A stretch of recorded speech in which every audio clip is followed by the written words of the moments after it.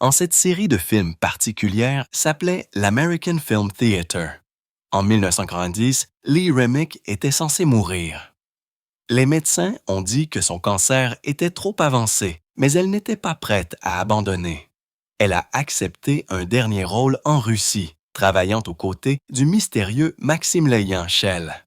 Pendant ces nuits froides à Leningrad, quelque chose s'est passé entre eux. Son journal intime raconte une histoire que personne n'attendait. Les mots qu'elle a écrits sur Schell étaient si personnels, si crus, que sa famille a essayé de les cacher. Mais la vérité finit toujours par éclater. En 1942, Lee Remick avait 7 ans lorsque son monde s'est effondré. Elle avait grandi à Quincy, dans le Massachusetts, dans une maison qui semblait parfaite. Son père, Francis Edwin Frank Remick, était un habilleur diplômé de Harvard qui possédait le grand magasin Remick. La famille avait le confort, la stabilité et le sentiment que la vie était sûre. Puis vint le divorce. À l'époque, une telle séparation entraînait une profonde honte sociale et laissait souvent les femmes sans rien. La séparation a déchiré la famille, laissant Lee assez âgée pour ressentir la perte, mais trop jeune pour la comprendre. Ce moment l'a marqué à jamais, façonnant sa relation difficile avec la stabilité et l'engagement. Des années plus tard, ses blessures résonneraient dans les femmes troublées qu'elle a incarnées à l'écran. Après le divorce, la mère de Lee s'est retrouvée seule avec 2 enfants, Lee et son frère aîné, Bruce. C'était les années 1940. Les mères célibataires n'avaient presque aucun filet de sécurité. Gertrude avait autrefois été actrice de théâtre, mais le métier d'acteur ne garantissait pas un travail stable, et elle avait peu d'autres sur quoi compter. Elle a emballé leur vie à Quincy et a déménagé à New York. C'était une chute du confort à la quasi-pauvreté. Chaque jour était une lutte pour survivre. Elle a auditionné pour des rôles contre des milliers d'autres aspirants tout en essayant de créer une certaine stabilité pour ses enfants. L'argent était si limité qu'envoyer Lee dans une école privée d'élite demandait d'énormes sacrifices et peut-être l'aide de parents ou de bienfaiteurs. Regarder sa mère lutter a laissé une marque profonde sur Lee.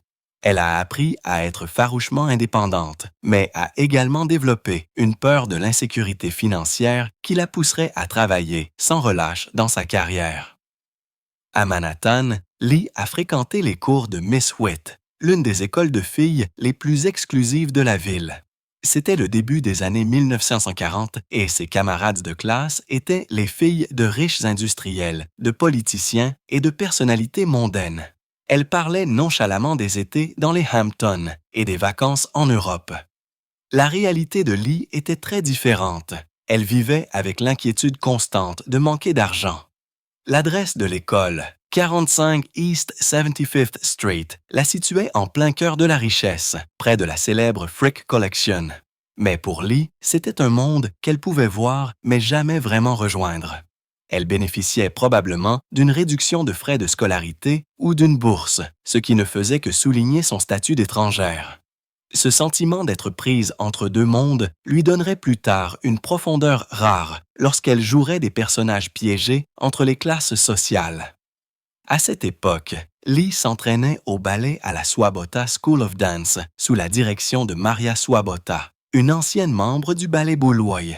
Swabota était une enseignante exigeante et ses méthodes russes étaient brutales. Lee s'entraînait pendant des heures, poussant son corps au-delà de ses limites. Elle dansait jusqu'à ce que ses pieds saignent, jusqu'à ce que ses chaussons de pointe soient trempés de rouge. Mais elle ne s'est jamais arrêtée. La formation ne concernait pas seulement les pas. Elle exigeait une vérité émotionnelle à travers le mouvement. L'obsession de Lee pour la perfection est devenue une sorte de survie. La discipline qu'elle y a apprise resterait avec elle, lui servant bien à Hollywood lorsqu'elle a enduré des cascades, des conditions exténuantes et de longs tournages sans se plaindre. Il y avait une autre pièce étrange de l'histoire de sa famille. L'arrière-arrière-grand-mère maternelle de Lee, Eliza Duffield, avait été une prédicatrice d'origine anglaise à Roundhill, New York, ce qui était presque inouï pour une femme à l'époque. Elle a fondé sa propre congrégation, défiant à la fois les attentes religieuses et sociales. Cet héritage d'autorité morale et de rébellion a marqué Lee, qui a souvent joué des femmes déchirées entre le désir et le devoir, comme dans Days of Wine and Roses et Anatomy of a Murder. En 1952, Lee avait 17 ans et était désespérée de percer dans le show business. Lorsqu'elle a vu une annonce pour des danseurs au Music Circus à Hyannis, Massachusetts, elle a menti sur son âge pour se qualifier. C'était un pari dangereux. Si quelqu'un avait découvert qu'elle était encore étudiante à Miss Witt, cela aurait pu mettre fin à sa carrière avant qu'elle ne commence. Mais elle a obtenu le poste, trompant des professionnels chevronnés et mettant sa carrière en mouvement. Un an plus tard, elle a fait ses débuts à Broadway dans Be Your Age. Ce fut un désastre. La pièce a débuté le 14 janvier 1953 et s'est terminée 4 jours plus tard, après seulement 5 représentations. L'échec a été dévastateur et elle a failli perdre sa place à Miss Witt. Parce que les étudiants n'étaient pas autorisés à travailler dans des productions professionnelles pendant l'année scolaire. Après de nombreux débats, l'école l'a laissé rester. Ironiquement, l'échec l'a conduite à un agent et à de nouvelles auditions. Son véritable tournant est survenu en mai 1956. Elle jouait dans All Expenses Paid sur Robert Montgomery Presents lorsque Ike Kazan regardait la télévision par hasard. Il ne cherchait pas de talent, mais quelque chose chez elle a attiré son attention. Ce moment de chance a tout changé. Il l'a choisi pour un visage dans la foule en 1957, la préférant à des noms établis d'Hollywood. Un pari risqué pour un réalisateur, fraîchement sorti du succès de Sur les quais. Pour préparer son rôle, Lee s'est rendue en Arkansas 3 semaines avant le tournage. Elle a vécu avec une famille locale, s'est entraînée avec des majorettes de lycée et a pratiqué le maniement du bâton jusqu'à ce qu'elle puisse se produire avec 60 filles locales. Le tournage a impliqué 5000 figurants dans la chaleur d'août, chacun gagnant $1 de l'heure. Au moment où les caméras ont commencé à tourner, Lee ne jouait pas seulement une majorette du Sud, elle en était devenue une. L'ascension de Lee Ramick à Hollywood a été aussi rapide que compliquée. Après sa percée dans Un visage dans la foule, le studio s'est empressé de la sécuriser.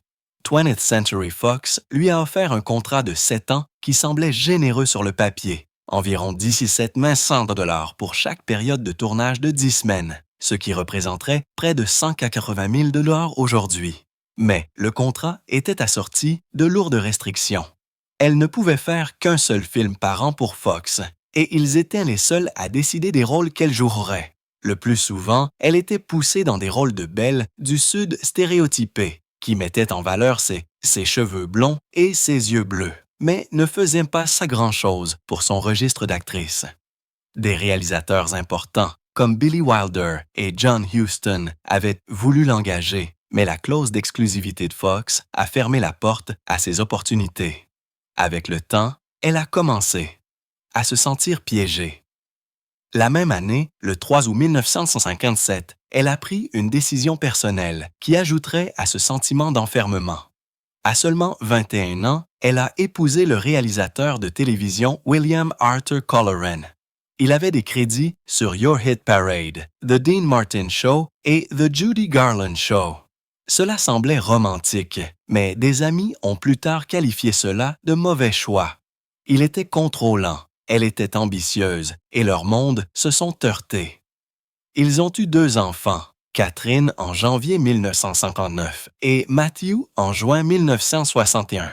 Mais le mariage est devenu tendu. Des chroniqueurs de potins comme Ha Hopper ont rapporté leurs disputes publiques lors de fêtes hollywoodiennes.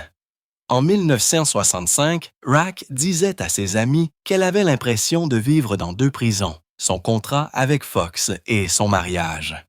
Le divorce est survenu en novembre 1968, traînant en longueur jusqu'en 1969 avec des différends concernant la garde des enfants et l'argent. Le travail a apporté ses propres batailles. Pendant le long été chaud de 1958, elle a joué Ulla Warner aux côtés d'Orson Welles et de Paul Newman. Le tournage a commencé en Louisiane en septembre 1957 avec un budget de 1,624 000 $, mais le plateau est rapidement devenu chaotique. Wells avait accepté le rôle principalement pour rembourser une dette fiscale de 150 000 $ et il s'est souvent heurté au réalisateur Martin Ritt. Les disputes duraient des heures, retardant la production. Wells arrivait en retard, ne prenait pas la peine d'apprendre ses répliques et jouait parfois des jeux d'esprit avec les acteurs. Remick, encore jeune et admirative de sa réputation, le trouvait intimidant. Un jour, lors d'une scène intense, Wells a franchi une ligne avec des avances inappropriées, la laissant en larmes. L'incident a été discrètement enterré par le studio, mais il a érodé sa confiance en Hollywood. Un an plus tard, elle a affronté Otto Preminger dans Autopsie d'un meurtre.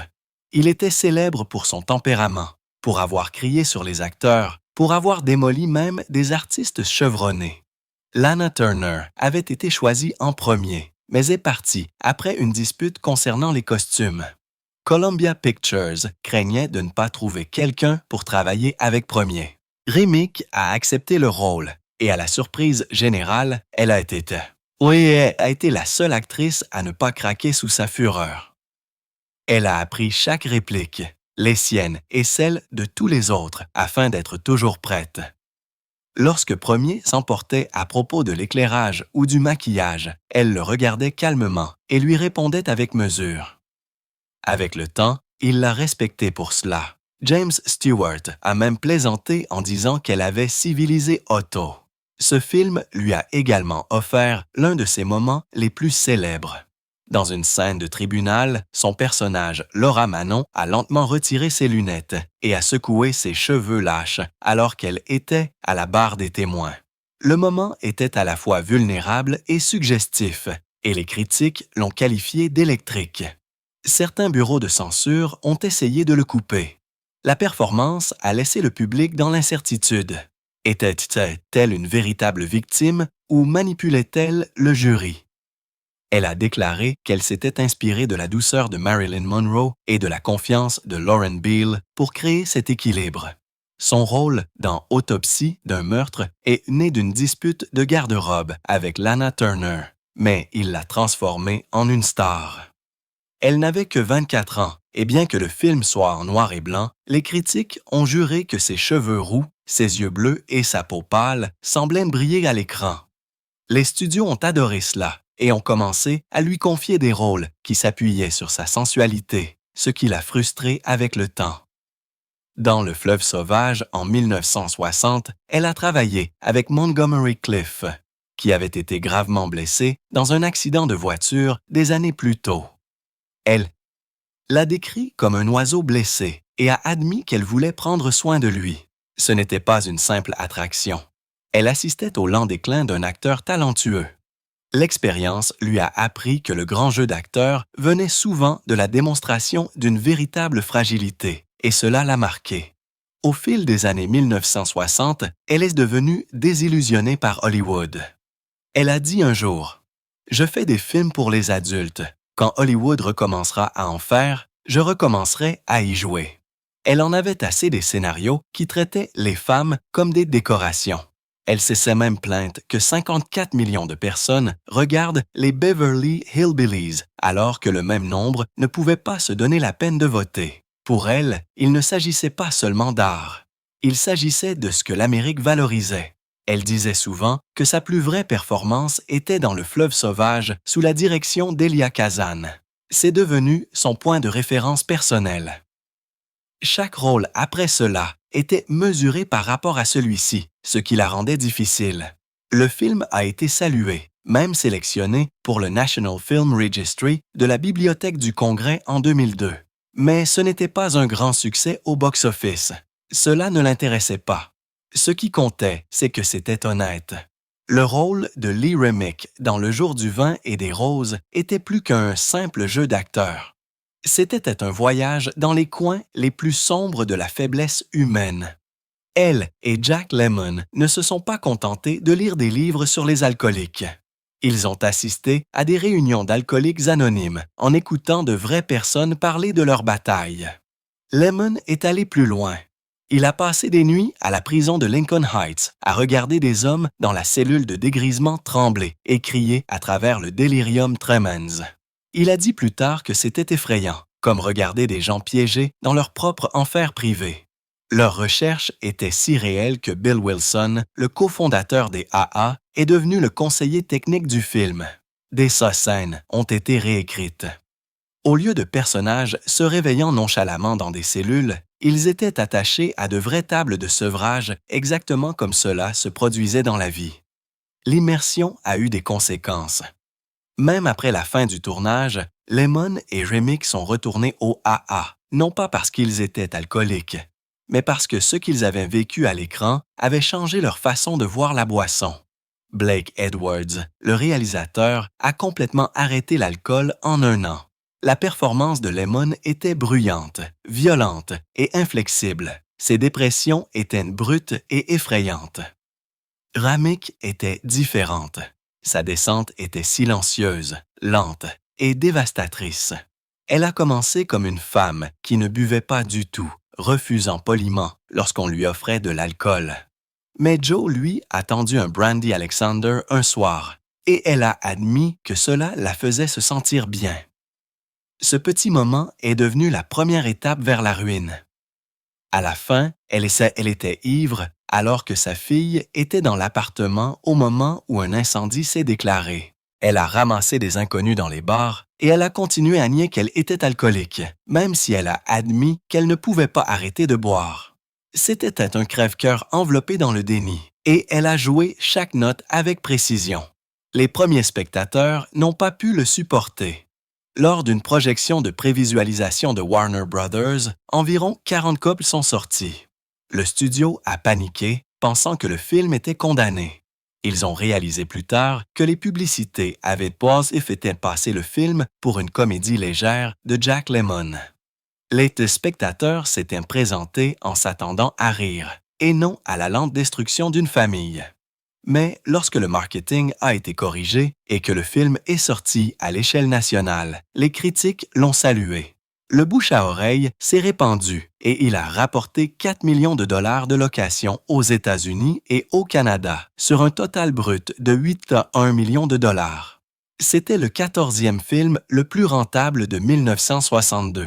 Cette année-là, le film en a reçu 5 nominations aux Oscars, dont celle de la meilleure actrice pour Remick et celle du meilleur acteur pour Lemmon.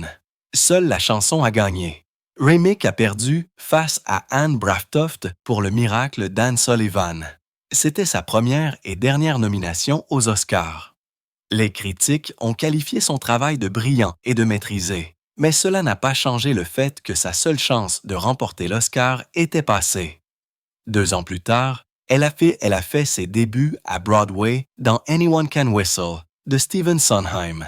C'était une satire sur le conformisme et la folie mise en scène au Majestic Theatre. La production mettait en vedette 2 stars hollywoodiennes faisant leurs débuts musicaux, Remick et Angela Lansbury.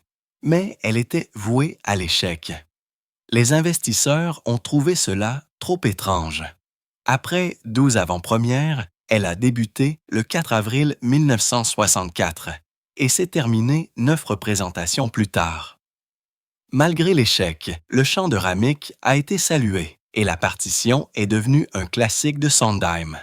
En 1966, elle est retournée à Broadway dans Wait Until Dark, jouant une femme aveugle terrorisée par des criminels. Mise en scène par Arthur Penn et co-vedette Robert Duvall, il a été présenté 373 fois et lui a valu une nomination au Tony. Elle a appris à se déplacer comme quelqu'un qui n'a pas la vue, et le public a retenu son souffle lorsqu'elle a renversé la situation sur ses agresseurs dans le noir. Le succès de la pièce a ensuite mené au film de 1967 avec Audrey Hepburn. En coulisses, elle apprenait comment Hollywood fonctionnait réellement. Dans une interview avec Joe Ames du New York Herald Tribune, elle a admis que tout le monde dans l'industrie lui avait dit qu'elle devait développer une fausse personnalité d'interview pour satisfaire la presse. Elle a dit qu'être une dame n'était pas encouragé et qu'on s'attendait à ce qu'elle soit rapide, volubile et pleine de citations colorées. L'un de ces moments est survenu lorsque Hyams lui a demandé une remarque drôle ou controversée. Elle a résisté, puis a souri et a dit « Vous pouvez me comparer à Greta Garbo, j'ai aussi de grands pieds. » La réplique est devenue célèbre. Une petite mais intelligente pique à l'idée du glamour. En 1968, Lee Remick aurait dû entrer dans le chapitre le plus brillant de sa carrière. Elle avait le rôle principal féminin dans un film majeur face à Frank Sinatra. Le film s'appelait Le Détective, et ce n'était pas simplement un autre drame policier. C'était audacieux. Il abordait des sujets dont Hollywood avait à peine chuchoté: l'homosexualité, la corruption policière, la violence sexuelle. Remick a joué Karen Leland, une femme troublée dont le mariage avec le personnage de détective de Sinatra s'effondrait. Elle n'était pas la starlette glamour ici. Elle était brute, imparfaite et douloureusement humaine. Le film est sorti juste après la fin du Strict Code Haze, et il a repoussé toutes les limites possibles. Mais au lieu d'en faire une star de premier plan, il a failli la détruire. Karen Leland a été décrite comme pratiquement une nymphomane. Elle trompait de façon compulsive et son dysfonctionnement sexuel a été montré avec une franchise qui a choqué les spectateurs qui s'attendaient à une image soignée et soignée de Sinatra. Les dirigeants d'Hollywood, qui s'accrochaient encore à des idées conservatrices à la fin des années 60, n'ont pas aimé cela. Le film n'a pas bien marché au box-office, et quand les gens en ont parlé, ils n'ont pas loué sa bravoure. Ils ont dit que le rôle était trop fort et trop laid. Puis est venue la scène qui a tout changé. Elle était censée être le cœur émotionnel du film. Karen confessant ses compulsions, s'effondrant devant son mari. Remick s'y est plongé. Elle a tout donné. Mais lorsque les spectateurs tests l'ont vu, quelque chose d'horrible s'est produit. Ils ont ri. Pas tout le monde, mais suffisamment pour qu'elle l'en entende. Le moment qu'elle avait imaginé comme tragique a été perçu comme exagéré par des personnes qui n'étaient pas prêtes pour ce genre de réalisme. Certains sont même sortis. Ce rire est resté avec elle pendant des années. Elle avouera plus tard que cela lui a fait se demander si elle était assez bonne pour continuer à jouer. Quelques années plus tôt, en 1963, elle avait déjà vécu l'une de ses pires expériences professionnelles en travaillant avec l'acteur britannique Lawrence Harvey dans L'homme qui aimait la bagarre. Harvey avait la réputation d'être froid, arrogant et impossible à travailler avec. Sur le plateau, il a été à la hauteur. Il éclipsait les co-stars, exigeait des changements qui favorisaient son personnage et traitait les gens avec condescendance. Remick a dit plus tard: les histoires que je peux raconter sur le travail avec lui sont trop horribles pour être répétées. Pour elle, qui était habituellement diplomate, c'était beaucoup. Hollywood, dans les années 1960, était un étrange champ de bataille. Publiquement, les films commençaient à enfreindre les règles. Montrer plus, dire plus. Mais en coulisses, l'industrie était encore dirigée par de puissants magnats de studio qui aimaient les choses sûres et conservatrices. Ils valorisaient la loyauté, le réseautage et la politique, plus que le risque artistique. Beaucoup se méfiaient profondément des acteurs qui semblaient trop progressistes ou qui ne jouaient pas le jeu. Remick n'avait pas l'instinct pour ce monde. Elle était honnête, directe. Elle ne savait pas comment se rapprocher des bonnes personnes. Et lorsque le détective a échoué, elle n'avait pas les alliés dont elle avait besoin pour la protéger. Le réalisateur Elia Kazan lui a dit un jour qu'elle n'avait pas de griffes, et elle était d'accord. Ses propres mots ont révélé la vérité. Je ne sais pas vraiment ce que signifie la célébrité. Elle a dit un jour: je suppose que cela signifie le pouvoir essentiellement. Et je ne suis pas bonne à ça. Elle préférait se considérer comme une femme au foyer qui est accessoirement actrice. Dans un monde où des stars comme Elizabeth Taylor étaient des maîtres dans l'art de jouer le jeu, cette attitude la maintenait à l'extérieur. Sa vie personnelle n'était pas moins sans compliquée. Elle a épousé le producteur de télévision William Colleran en 1957 après une cour d'1 an. Ils ont eu 2 enfants, Catherine, née en 1959, et Matthew, né en 1961. Colleran a connu le succès à part entière. produisant des émissions comme Your Hit Parade et The Dean Martin Show. Mais à mesure que la carrière de Remick grandissait, la distance entre eux augmentait également. À la fin des années 60, le mariage s'effondrait. Ils ont divorcé en 1968, après 11 ans. Puis vint le scandale qui la suivrait pendant des décennies. À la fin des années 60, elle a commencé une relation avec Kip Gowans, un assistant réalisateur britannique qui était marié à l'actrice Valérie Garin. Gowans avait 2 filles et était jusqu'alors considéré comme un homme de famille respectable. Lorsque la liaison est devenue publique, lors de la procédure de divorce de Gowans en 1970, elle a été explosive. Les journaux britanniques ont fait leur show gras. Au tribunal, Rake a été officiellement désignée comme l'autre femme. Le New York Times a même publié l'histoire. C'était humiliant et aux yeux d'Hollywood, c'était accablant.